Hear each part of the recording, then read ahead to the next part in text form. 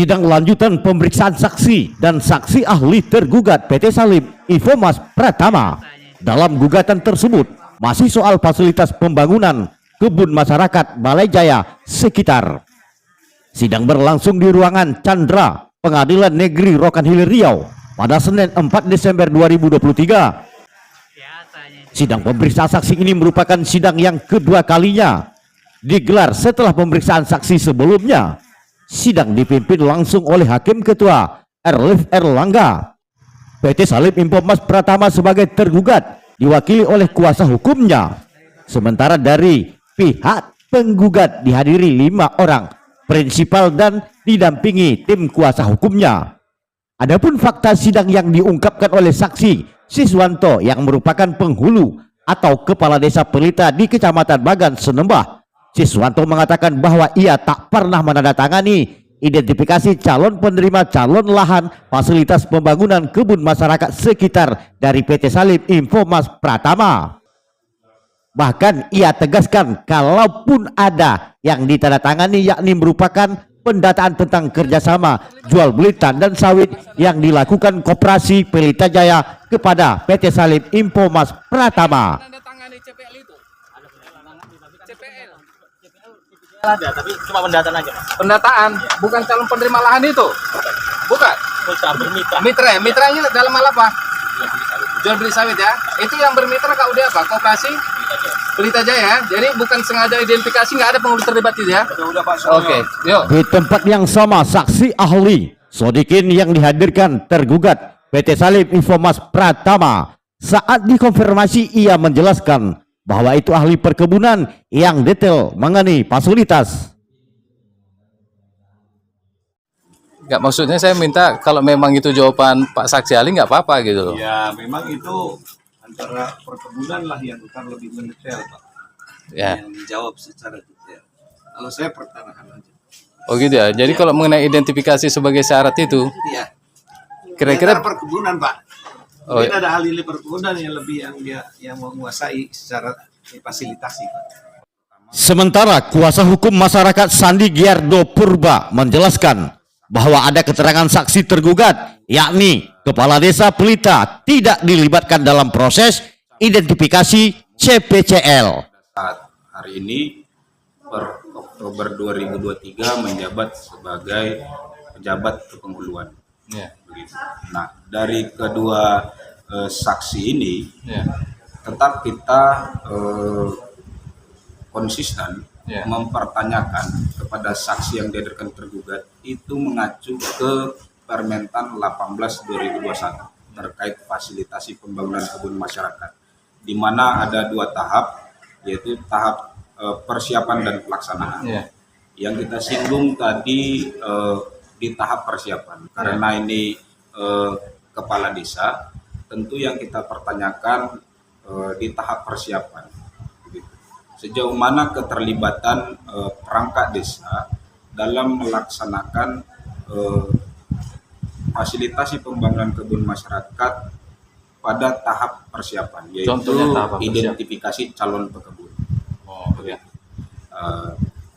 Tentu poin pertama yang kita sampaikan, yang kita pertanyakan, kepala desa ini mengerti atau tidak terkait fasilitasi pembangunan kebun masyarakat. Ya. Pas saudara saksi sampaikan tidak mengerti, dan kemudian kita tanyakan bagaimana mekanisme tahap persiapan, saudara saksi tidak mengerti, maka kita berkesimpulan kepala desa tidak terlibat jauh terkait fasilitasi pembangunan kebun masyarakat yang dimaksud Permentan 18 2021. Begitu.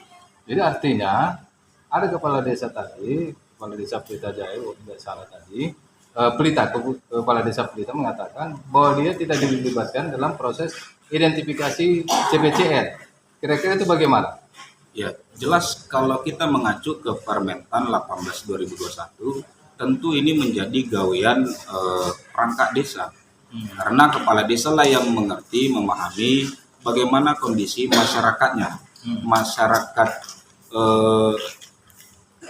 tersebut tentu banyak kondisi ya. Ya. kita melihat dari sisi ekonomi, tentu Iya. ada masyarakat yang memiliki lahan, ada yang tidak memiliki lahan. Iya. Nah, di dalam Permentan 18 2021, skala prioritas itu Iya. yang paling tinggi adalah masyarakat yang tidak memiliki lahan. Iya. Nah, tentu inilah yang menjadi nantinya sebagai calon pekebun. Iya.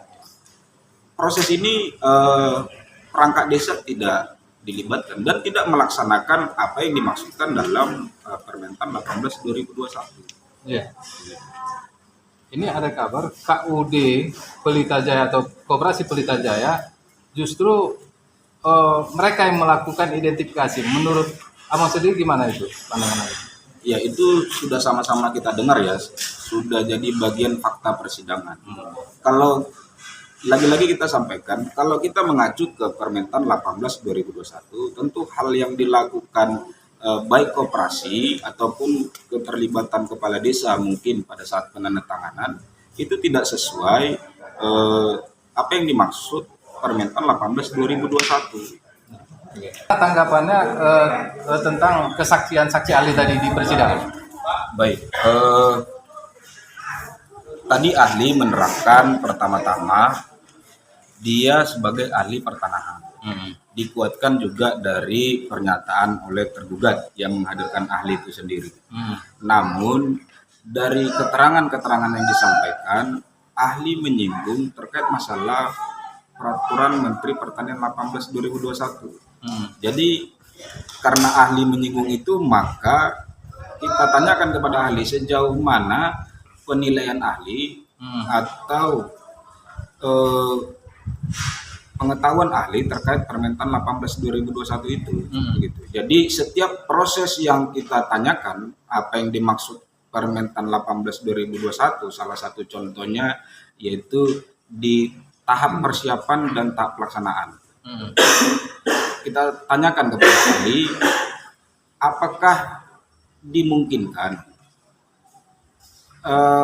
perusahaan yang memiliki kewajiban fasilitasi pembangunan kebun masyarakat itu terlebih dahulu melakukan tahap pelaksanaan baru persiapan. Artinya sudah berjalan fasilitasi pembangunan itu baru melakukan tahap persiapan, yaitu tadi meminta dilakukannya identifikasi, kemudian diteruskan ke camat, kemudian dari camat ke bupati sehingga bupati mengeluarkan SK CPCL. Itu kalau dari gambaran persidangan sejauh ini tergugat belum atau tidak ada menunjukkan dokumen sebagai bukti di persidangan sudah adanya SK CPCL dari bupati, begitu. Tapi di dalam proses persidangan tergugat mengklaim sudah melaksanakan fasilitasi pembangunan kebun masyarakat. Maka kita tanyakan kepada ahli, dapatkah dilaksanakan dulu proses pelaksanaan baru persiapan? Saudara ahli lagi-lagi menjawab, seharusnya tahap persiapan dulu baru pelaksanaan. Dari Pengadilan Negeri Rokan Hilir, Surabaya, Metro terkini melaporkan.